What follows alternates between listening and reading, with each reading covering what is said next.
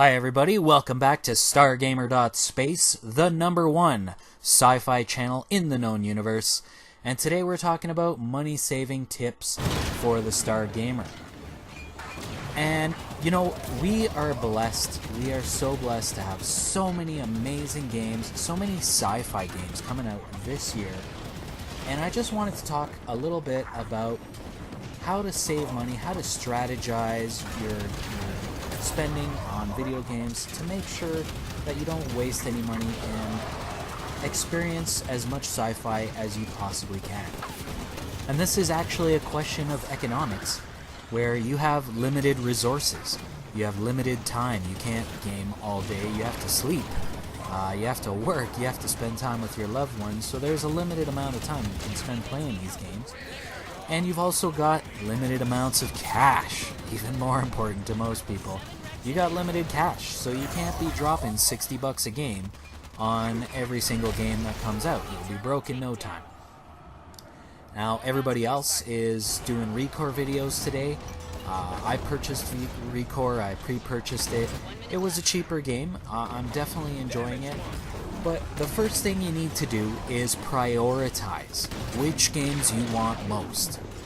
So I've added a little list. If you check the blog post, I got #1 Recore, which I already have and I'm playing, Halo Wars 2, Gears of War 4, Mass Effect Andromeda, Call of Duty Infinite Warfare, Titanfall 2.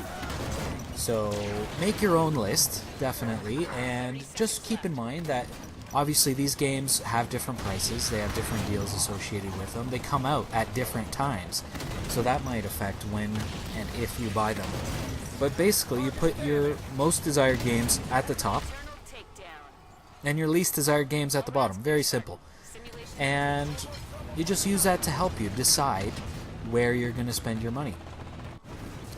And notice that Titanfall 2 is at the bottom of the list. A lot of people didn't like the tech test.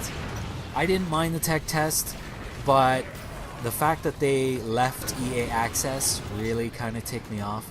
It's only $10 at the end of the day, but it's just the straw that broke the camel's back. I don't want to spend money on Titanfall 2 when I know it's going to be on sale later, and there's so many games to play, so many. You can actually put Titanfall 2 in the back seat. And my second tip is actually EA Access. Now, if you're a member, you can subscribe monthly, or you can get a yearly subscription, which is what I recommend. In Canada, it's $4.99 a month and $29.99 a year, so definitely go for the yearly subscription. And with that, you get 10% off all game-related purchases, early access to new games, and here's the best part, the Vault. The Vault is a huge library of EA's older games, so if there's an older game that you wanted to play, like Titanfall, for example, you can actually go in there and play the full entire game. You can download it right from the Vault, and the game is yours as long as you're a member. Now, with a yearly membership, $30 a year for Titanfall, that isn't bad. But it's not just Titanfall, it's Battlefield 4, Battlefield Hardline, Dragon Age Inquisition. That was the game of the year 3 years ago. So just for Dragon Age Inquisition, I think $30 is a deal. So you get EA Access for a whole year, all the discounts that come with EA Access, and the huge library. There's also a lot of sports games in there, plus a lot of other games that you probably would never spend time on or money, but since they're there, you just download them, give them a try, and what do you know? I tried Peggle.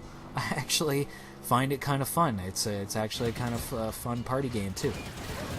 And the next way to save money is with Xbox Live Gold. So obviously, getting an Xbox seems like the thing to do.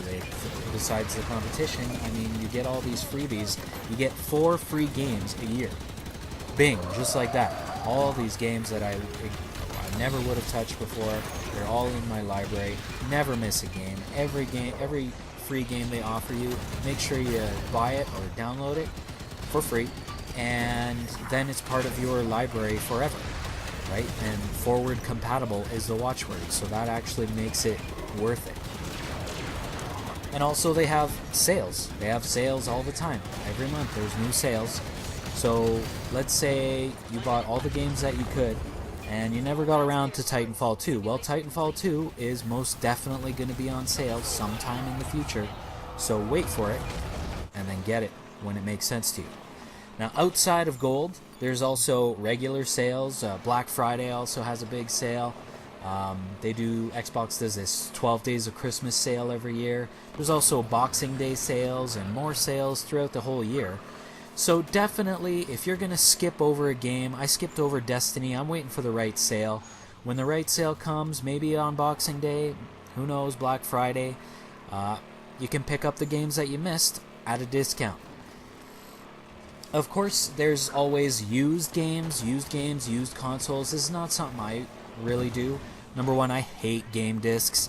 They're just keys. You download the game or install the game on your console anyway. It's just a key that you might damage or lose, and then you're screwed. You lost the whole game because you lost your stupid little key from last gen. So I hate game discs. Now, the only downfall with no game disc is that if you want to sell that game after, I'd love to sell Overwatch, you can't actually do it. I know that the Xbox is working on a way to do that. I don't know if we'll ever see that, but I would love to be able to sell my digital copies from my library to anyone who will buy them. And I would love if Microsoft and Xbox could make a market to do that. You can definitely, the technology solidly exists. I'm into cryptocurrency quite a bit, and I know that you can make digital keys that you can transfer no problem at all with very little infrastructure. In fact, Microsoft is helping out with that. So the technology is there. It's just a matter of getting the players to agree.